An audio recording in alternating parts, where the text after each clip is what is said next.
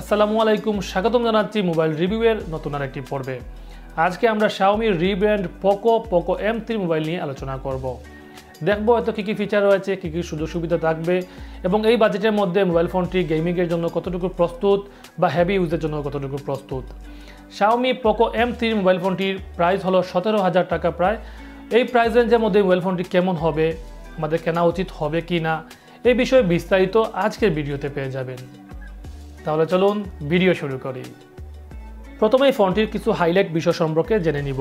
এতে চিপসেট হিসেবে থাকবে কোয়ালকম স্ন্যাপড্রাগন 662 মতো processor, 4GB RAM, 64GB internal memory এবং 4GB র্যাম 128GB এই দুটি ভ্যারিয়েন্টে পাওয়া যাবে।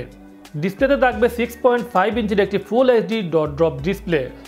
ব্যাটারি হিসেবে থাকবে 6000 মিলিঅ্যাম্পিয়ারের একটি ব্যাটারি, 22 ওয়াটের একটি ফাস্ট চার্জার। ব্যাক সাইডে থাকবে 48 মেগাপিক্সেলের ট্রিপল ক্যামেরা সেটআপ, ফ্রন্টে পেয়ে যাবেন 8 মেগাপিক্সেলের একটি সেলফি ক্যামেরা।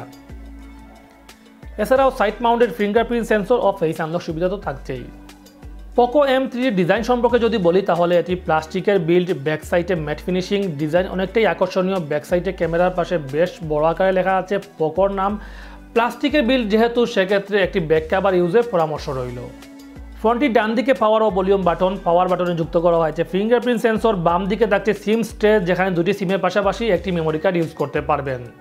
নিচের দিকে built in loud speaker, USB type C, primary microphone, উপরের দিকে headphone jack, secondary noise corrupted sensor এবং IR ব্লাস্টার। এটা খুব ভালো একটি অপশন। এই IR ব্লাস্টার দিয়ে আপনারা চাইলে AC, রিমোট কন্ট্রোলের যে কোনো ধরনের প্রোগ্রাম খুব সহজেই হ্যান্ডেল করতে পারবেন মোবাইলটি দিয়ে। এবারে ডিসপ্লে নিয়ে কথা বলা যাক। এতে থাকছে 6.53 ইঞ্চির full HD dot drop display. এটি আমার কাছে ভালো লেগেছে। এখানে ফুল এইচডি ডিসপ্লে ব্যবহার করা হয়েছে, এতে ফুল স্ক্রিনে দুর্দান্ত ভিডিও প্লে করতে পারবেন। ক্যামেরা সম্পর্কে যদি বলি তাহলে এতে ব্যাক ক্যামেরা পেয়ে যাচ্ছেন ট্রিপল ক্যামেরা সেটআপ, যার প্রাইমারিতে 48 মেগাপিক্সেল, সেকেন্ডারিতে 2 মেগাপিক্সেল এবং থার্ডে আরও 2 মেগাপিক্সেল এবং ফ্রন্টে রয়েছে 8 মেগাপিক্সেলের একটি সেলফি ক্যামেরা। এই ক্যামেরা সেটআপ দিয়ে উন্নত মানের ছবি উপহার পাবেন, সেই সাথে 120 FPS এর স্লো মোশনের ভিডিও রেকর্ড, টাইম ল্যাপসের মতো ভিডিও রেকর্ডিংয়ের সুযোগ পেয়ে যাবেন। প্রসেসর হিসেবে থাকছে কোয়ালকম স্ন্যাপড্রাগন 662, যা একটি অক্টাকোর প্রসেসর এবং যার maximum clock speed 2.0 GHz। GPU হিসেবে থাকছে Adreno 610। 17,000 টাকার মোবাইল ফোনে এই প্রসেসর সেটআপ অনেকটাই ডাউন রেটেড হয়ে যায়, তারপরও চালিয়ে নিতে পারবেন।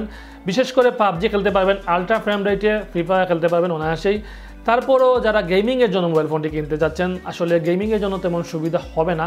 আসলে এটি চার্জিং বেস ফোন, যারা রেগুলার ইউজ করতে যাচ্ছেন তারা কিনতে পারেন।